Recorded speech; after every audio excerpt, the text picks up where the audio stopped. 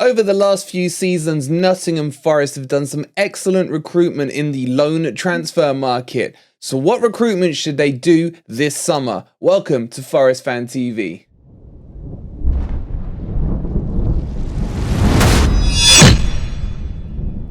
Good morning, good evening, or good night, wherever in the world you are, whatever time of day you're watching this. Hope you're having a fantastic day, and welcome to your latest Forest news, or in this case, wish list. In today's video, we're going to be looking at the loan transfer market. Over the last couple of years, Forest have done some excellent business in there, and I would like to see them do a bit more. We'll be talking about players that could potentially come into Forest, and we'll also be looking at the Forest players who were sent out on loan last season who haven't even put the red shirt on yet. Before we do all that, guys, don't forget to hit that like button if you are new here. Don't forget to subscribe to Forest Fan TV and go grab your signed frame tickets for a Morgan Gibbs white shirt, that beauty down there below. The link for that is in the description. All right, let's get started and let's get talking about loans. One of the real successes for Nottingham Forest in their promotion season was the business they did in the loan market. We had the likes of Jed Spence, you had the likes of Zinkernagel, you had the likes of Jimmy from Manchester United, as well as Max Lowe, to name but a few.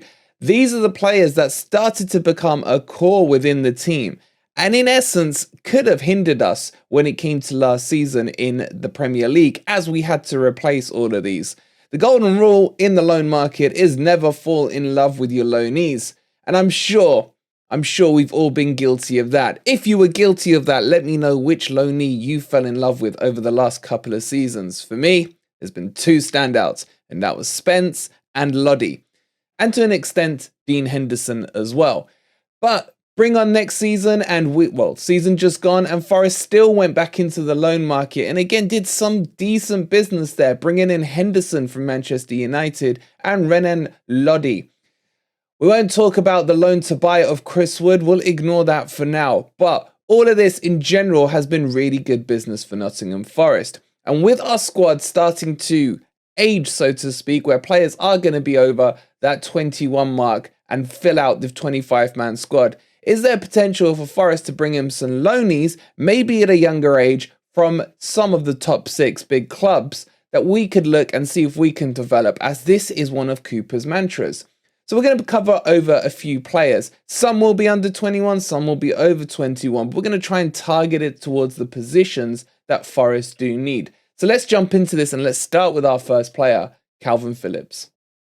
I've always been a great admirer of Kalvin Phillips. Kalvin Phillips had an outstanding career to start with in Leeds, where he really made a name for himself, and then got his big money move last season, as in the summer just gone. It's hard saying last season when you still feel like you're in it, to Manchester City, where he hasn't really had a chance there yet, mainly due to a few injuries over the season. But of course, Man City is one of the most elitist playing 11s you will ever see in world football currently. So it's going to be very hard for him to break into that team.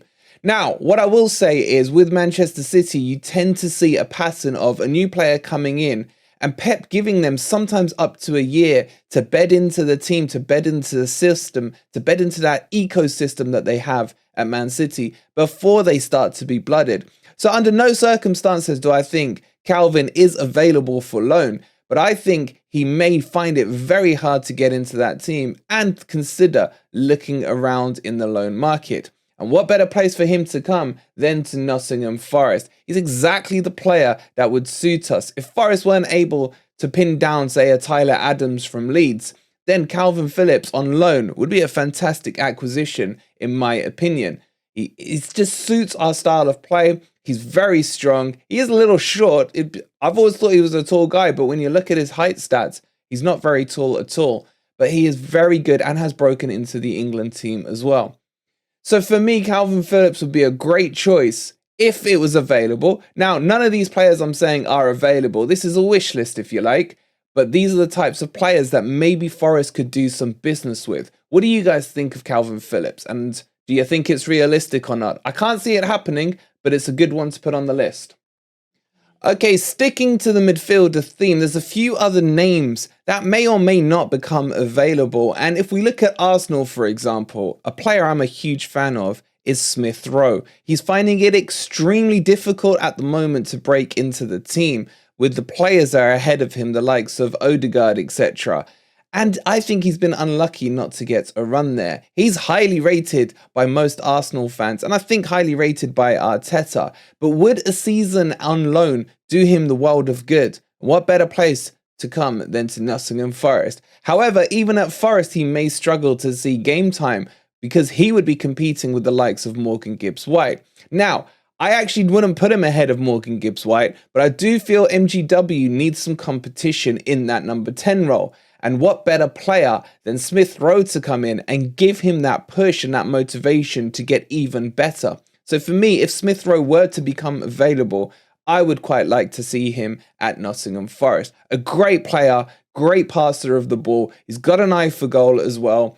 And I think would fit into our ecosystem very, very well. What do you guys think about Smith Rowe? Another player who hasn't quite cut it at Liverpool or in the Premier League currently, who has been limited on his opportunities, is Carvajal.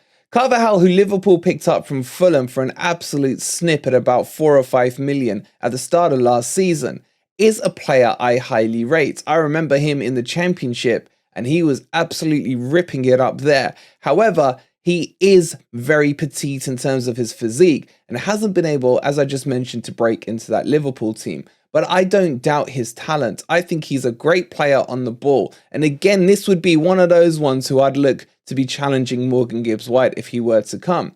Now, can I see him going out on loan from Liverpool? Yes, I actually can, because he is down that pecking order and he's struggling to make an impact. Therefore, a season out on loan for him could actually open up some doors. If he was to say come to Forest and have a great season, that's going to do nothing but highlight his talent, and at Premier League level as well, it's going to really showcase him. So there's always benefits for these loanee players who move out, especially when they move into Premier League clubs where they can start to make a name for themselves. And with loanees, ideally, you want the younger ones who are trying to break through, who are trying to prove their worth, who are more hungry than, say, an old name. And we'll have a couple of those in a second, who could come in and just basically, it's because they can't break into their team, looking to showcase a little to move on to a bigger club. But for me, Carvajal would be fantastic. Yes, I know we don't like that name, so to speak, at Forest, but he is a talent. A player I've been a fan of for a long time, who was at Swansea, moved across to Lille, had fantastic seasons there, and then got his move last summer to PSG, is Renato Sanches. Portuguese midfielder, real hard worker who does have Premier League experience from his time at Swansea, has played decent amount of games for PSG this season at 23, I believe. But PSG are always looking to strengthen. And they did pick him up because he was just a bargain deal for them that they couldn't say no to. He would fit really well into the Forest team. He's a real workhorse, real good attitude on the football pitch. And although some would have called him a flop at Swansea, he went and rebuilt his career at Lille, won the league with Lille, and now is doing okay at PSG. I really like this guy. I think he's a great box-to-boxer, bags of energy as well, and could fit into the Forest team. And he would be one of my favourite choices, if available, to bring on loan. What do you guys think about Renato Sanches? Let me know in the comments down below. Okay, let's talk about a couple of striker options, and a striker that I've had my eye on for a while, who did suffer from an ACL last season in December, I believe it was against Villa or something, is Broja from Chelsea. Player who went out on loan to Southampton. Highly rated, highly regarded, but had a huge setback with the ACL injury. He is set to be fully fit in and around July time, just in time for the pre-season tours and things like that, and may struggle to get into the Chelsea team. Now, Chelsea are crying out for a striker, and Cuckoo obviously is coming. He's not an out-and-out number 9. And Broja may find himself second fiddle, because I fully expect Chelsea to be in the market for a big-name number 9 this summer. If that were to happen, down the pecking order he goes. And someone who has played at a low-level Premier League team like Southampton this season before the last one, who played outstandingly well, scored some great goals, and was being scouted by a lot of teams until he got his injury. There was links of Forest going in for him as well on loan in the previous transfer window, but that never materialised. I would love him to come to Forest and really challenge Taiwo for that number 9 shirt, because he is a striker, very young at 21 I believe as well, so wouldn't be part of the 25-man squad and could be a real good, shrewd bit of business. Now on the other end of the scale, a striker who is struggling for fitness and struggling for form and struggling to hold down a number 9 spot at Manchester United would be Anthony Martial. Now, do I rate him? As a striker and as a finisher, yes I do. But as someone who stays fit, and with our medical track record, I don't know if he would be a good choice. He actually would probably be available for Manchester United on loan. And I think it may be a punt worth taking, especially if Forest could convince Manchester United to pick up most of that salary bill, as he is on plus 200k, which is ridiculous for the amount of games he's played. But when he's been on the pitch, he has been quite prolific as a finisher. And I say this with gritted teeth because I can't stand that team. But I do think if he had a run of fitness in a team where a team was built around him and played to his strengths, he could score a bag load of goals in the Premier League. And as a loanee, it wouldn't be any risk at all for Nottingham Forest. We do know he's gone on loan before. He went out loaned to Spain. He came back to Manchester United, tried to rebuild his career there, but again picked up injury after injury. And of course, he scored a couple against Forest last season. But would you guys consider it, or do you see this more as being another kind of Lingard player coming in? I'm on the fence on this one. If he stays fit, I would take him, but there's no guarantees of that whatsoever. What do you guys think? In terms of centre-backs and players who can play in the defensive area, one that does come to mind, I'm not fully convinced on him, but Forest have been linked with him in the last summer window, is Tanganga from Spurs. He can't quite cut it at Spurs, wasn't really a favourite when Conte was there, and is a player that may actually end up going out on loan from Tottenham. Could he do a job at Forest? Could he come in and could Steve Cooper work on him and build him into the system and style that he wants to play? And would there be any risk of bringing him on board? For me, I don't think so. And I think he could actually work. And I would like to potentially see him come in because we've been linked to too many golden oldies right now at centre-back. So if we were to get a Tanganga, who is obviously a lot younger, still hungry to prove himself at Premier League level, this actually may work. But I'll be honest with you, I'm not fully convinced about him. But what do you guys think? I remember when we were talking about him last summer, he did split your guys' opinion. It was quite 50-50 whether or not we should bring him in. But that was on a permanent deal. On loan, would that sway you guys either way? Let me know in the comments down below. Okay, so let's move on and talk about the Forest loanees that are out that may be coming back in. And is there anything decent in there that we could potentially use for the squad this season? And I want to start with Larea, who is out on loan in the MLS. Has actually been decent and I thought had a really good World Cup. Would I, though, put him into the squad? Well, for me, Aurier is the first name choice at right back, followed by the likes of Biancone and Nico Williams. Therefore, where would he fit in? So although I think he is decent, he hasn't actually played any Premier League games. Therefore, with his value being about 2 to 4 million, I think it may be worth selling him on rather than keeping him and having a fourth right back there. We do need to be quite strict in terms of the players and not so sentimental about them. He's a decent player. Came on a few times in the Championship, I remember. He was okay. But I think I would move him on personally. What do you guys think? Let me know. There is a couple of names, and we're not going to go through all of them, but some highlight ones. And that's obviously Lewis O'Brien out at DC United. For me personally, I would love him back into the team. However, I can't see the reconciliation happening between him and Cooper and whoever else he fell out with after that dreaded Leicester match last season. So I think Lewis O'Brien, I would probably sell just because he is still holding his value. And I could see maybe a top tier Championship team being interested in him, or one of the promoted teams being very interested in Lewis O'Brien. Remember, he cost us 10 million, but it was a kind of 2-for-1 deal with him and Tuffalo. So I do think Forest would be able to recoup most of their money. And that would be the only reason why I'd want him moved on, rather than because I don't think he's good enough. I do think he is a Premier League player. At our level, definitely. And I would love to see him. But you got to be realistic about this. And I don't think he would make the squad. So maybe move him on. Now, the one that drives a lot of debate is Horvath. Horvath, who had a great season at Luton, now promoted. But Luton are not looking to take the option to buy they have on him. And therefore, the question remains, where does Horvath want to be? Would he play second fiddle to Dean Henderson this season?